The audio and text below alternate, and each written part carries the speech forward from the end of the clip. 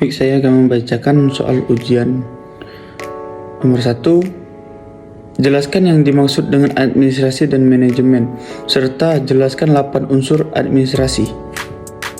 Baik, jawaban nomor 1 adalah administrasi dan manajemen adalah dua konsep yang sering digunakan dalam dunia organisasi, tetapi memiliki fokus dan peran yang berbeda. Administrasi merujuk pada proses pengelolaan dan pengaturan kegiatan dalam suatu organisasi. Ini mencakup perencanaan, perorganisasian, pengarahan, dan pengawasan sumber daya untuk mencapai tujuan tertentu. Administrasi seringkali berfokus pada aspek prosedural dan teknis, seperti 1. Ada penyusunan kebijakan, 2. Pengelolaan dokumen, 3. Proses administrasi lainnya. Dan manajemen di sisi lain lebih berkaitan dengan pengambilan keputusan dan pemimpin organisasi. Ini melibatkan merumuskan visi, misi, dan strategi, serta memotivasi dan mengembangkan tim.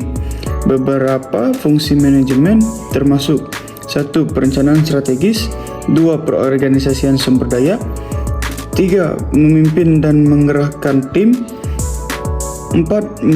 Mengendalikan dan mengevaluasi lainnya. Berikut adalah unsur administrasi yang penting dalam pengelolaan organisasi. 1. Perencanaan dalam proses menetapkan tujuan dan menentukan langkah-langkah yang diperlukan untuk mencapainya. Ini mencakup ada 3. Yang pertama yaitu menentukan visi dan misi organisasi.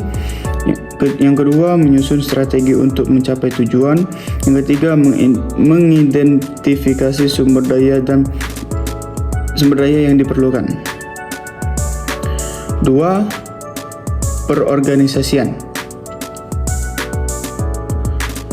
Perorganisasian melibatkan peraturan sumber daya dan aktivitas agar bisa berfungsi secara efektif.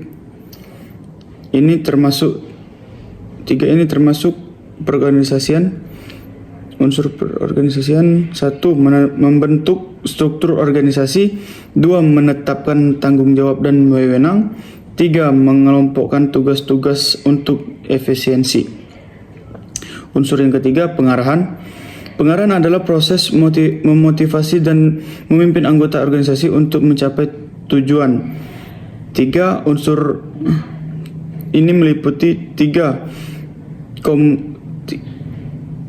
Komunikasi yang efektif, 2. Menyampaikan visi dan misi kepada tim, 3. Memberikan arahan dan bimbingan.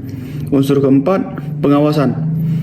Pengawasan adalah proses memonitor pelaksanaan kegiatan untuk memastikan bahwa tujuan tersampai. 1. Penilaian kinerja, 2. Pembandingan antara hasil yang dicapai dan rencana, 3. Pengambilan tindakan dan korektif jika diperlukan. Unsur kelima, koordinasi. Koordinasi adalah usaha yang menyatukan berbagai aktivitas dan fungsi dalam organisasi agar berjalan selaras. Ini meliputi organisasi: 1. Mengintegrasikan berbagai departemen atau tim, 2. Memastikan informasi mengalir dengan baik antar bagian, 3. Menyelesaikan konflik yang muncul antara berbagai fungsi. Unsur keenam, evaluasi. Evaluasi adalah proses menilai efektivitas dan efisiensi dari kegiatan yang dilakukan.